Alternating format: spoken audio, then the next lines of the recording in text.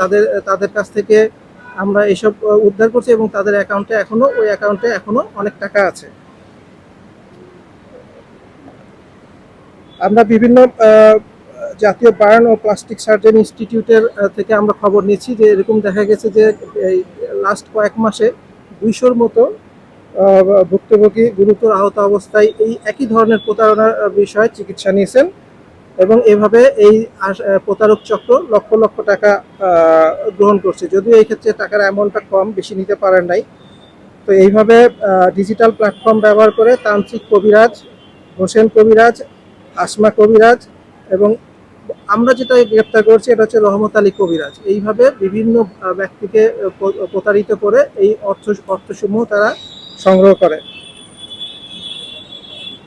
প্রযুক্তির অপব্যবহার করে ধর্মীয় বিশ্বাস, কুসংস্কার ও মানুষের আবেগকে পুঁজি করে প্রতারণাকারী সংঘবদ্ধ চক্রের বিরুদ্ধে আমাদের পিবিআই এর জিরো টলারেন্স নীতি আছে। এ ধরনের অপরাধ দমনে আমাদের অভিযান অব্যাহত থাকবে এবং জড়িত সকলকে আইনের আওতায় আনা হবে।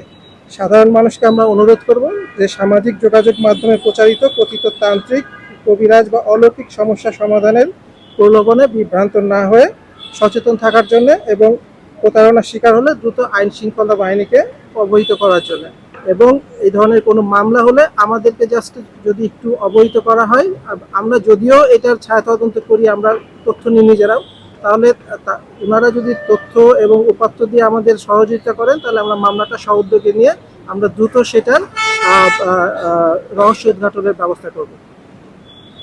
আমাদের এখানে উপস্থিত আছেন আমাদের তদন্তকারী কর্মকর্তা নাজমুল হক। আচ্ছা, এই ছিল আমার।